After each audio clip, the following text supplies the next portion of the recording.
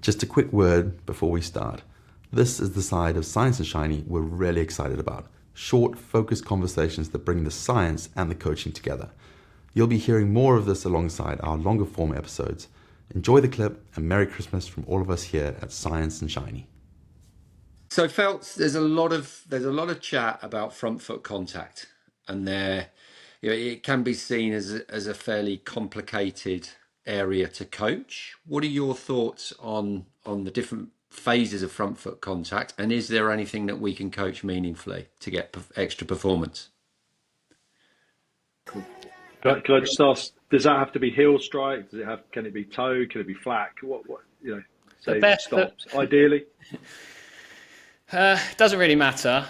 I've seen players do it both ways. We know from a stopping sort of force reception thing that heel strike gives you more time on the ground, therefore your peak forces are lower. The forces are the same, but they're more healthy into the body.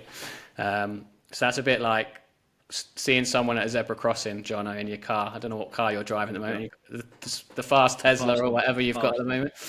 Yeah, if you see someone at a zebra crossing, you're probably going to slow down quite gradually. You're not going to hit the seatbelts hard and get thrown forward. You see someone step off the pavement in front of you, you're going to slam all the brakes on. The change in momentum's the same because you're going from the speed you were going to zero, but the profile of the force of how you experience that in your body, one's a lot more painful than the other. So a heel strike's more like you've got more time, calmer stop, not as damaging. Okay. Flat foot, toe strike, smashing it into the ground, having to get that big force quickly to stop everything else coming down is a bit more injurious for you. You can still produce the outcome and the performance. So from a performance point of view, debatable. From an injury point of view, lots and lots and lots of repetitions. I'd probably be looking for heel strikers over forefoot. But again, the game's not all about preventing injury, is it? It's about performing as well. So it's a bit of... foot plants. Try and develop that limit. Sorry, I'm curious about this because now you're talking about a huge amount of force. That it's sort of in my very very simple way of thinking. Your car crash is coming to a very very abrupt halt. Okay, you're saying that if I can land on my heel, I've potentially got more time to disperse that force. Which is less, you said injurious. That's a big word there, Felts. So are you saying that everybody should heel strike? That's a really difficult question because I'm not a one-size-fits-all person anymore. It's out there, isn't it? That's the thing. A lot of people talk about heel strike. You're saying ideally. Ideally. I think this is really important. To save injuries. Yeah. To help prevent. I think this is a really important way of how I think about movement, and I don't know if all coaches think about movement this way anymore, or should I probably shout about this a bit more?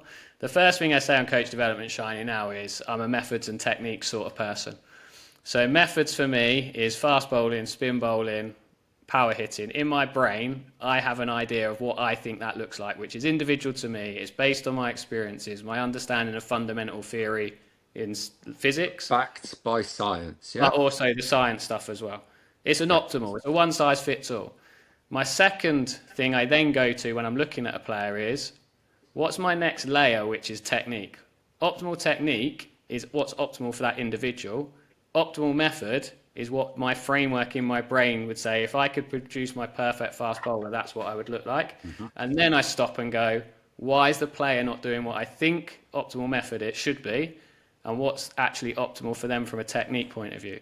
So, Jono, the question there, or the answer around should everybody do it? No, but everyone's different and everyone gets into that point of the bowling phase in different ways.